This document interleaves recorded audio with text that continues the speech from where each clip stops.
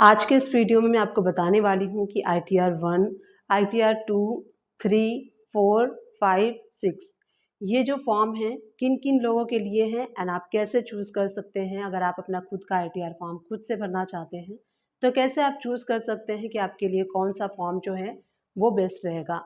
नमस्ते दोस्तों, मैं सुमन शर्मा आप सभी का स्वागत करती हूँ आपके अपने चैनल सुमन एजुकेशन हब में। वीडियो को स्टार्ट करने से पहले और आगे बढ़ने से पहले आप सभी लोग से रिक्वेस्ट है, दोनों चैनल को सपोर्ट कीजिए, बेल आइकन प्रेस कर लीजिए, शेयर कर लीजिए वीडियो को जितना से ज़्यादा हो सकता है सो दैट काफ़ी सारे लोगों की हेल्प हो सके। तो सबसे पहला जो फॉर्म है ITR 1, तो ITR 1 फॉर्म जो है वो किन किन लोगों के लिए है।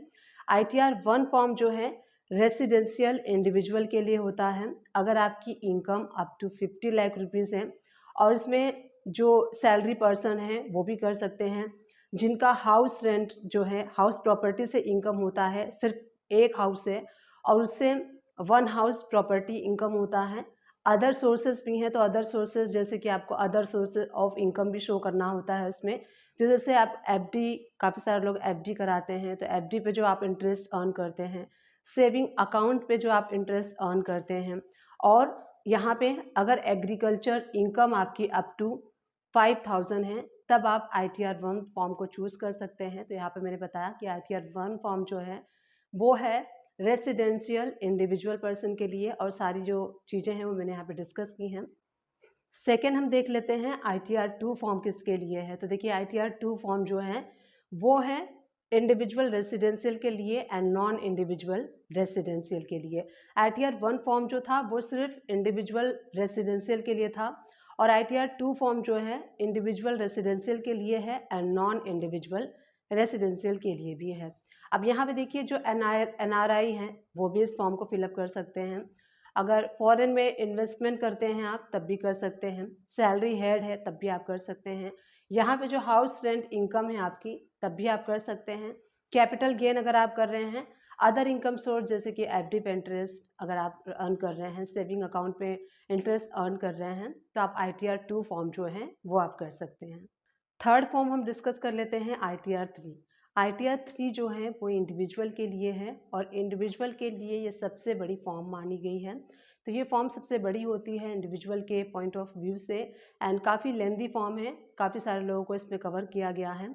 अगर आप किसी प्राइवेट लिमिटेड कंपनी में एज ए डायरेक्टर वर्क करते हैं तो आपको ये फॉर्म चूज़ करना चाहिए ITR 3। अगर आप किसी LLP कंपनी में पार्टनरशिप फॉर्म में हैं, NRI हैं, या फिर आप अकाउंट्स ऑडिट सेक्शन 44A भी आपके ऊपर एप्लीकेबल है तब भी आपको ये फॉर्म चूज़ करना चाहिए। अगर आप शेयर मार्केट में ट्रेडिंग करते हैं तब भी आपको ये फॉर्म चूज़ करना है। और सैलरी हेड भी इसके अंडर में आता है। हाउस प्रॉपर्टी अगर आपकी है तब भी आपको ये चूज़ करना चाहिए। बिजनेस अगर इनकम आपका होता है बिजनेस के थ्रू, कैपिटल गेन अगर आप करते हैं, अदर इनकम सोर्सेज जैसे कि FD के ऊपर इंटरेस्ट होता है, सेविंग अकाउंट के ऊपर अगर आप इंटरेस्ट अर्न करते हैं तो ये अदर इनकम सोर्स भी आपको यहाँ पे करना होता है।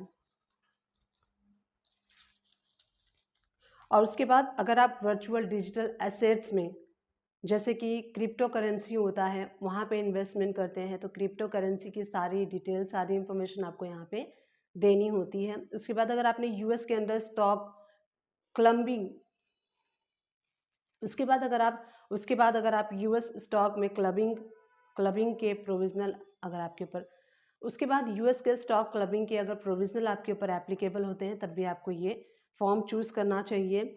बोर्ड फॉरवर्डिंग करने पे आपके अगर आप कोई लॉसेस फेस कर रहे हैं तो वो लॉसेस को एडजस्ट करने के लिए, सेटअप करने के लिए भी आप ITR 3 फॉर्म को यूज़ कर सकते हैं।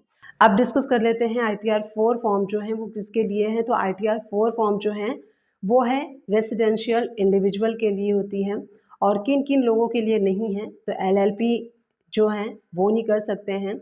44AD के अंडर ऑडिट के अंडर में जो है वो इस फॉर्म को यूज़ नहीं कर सकते हैं।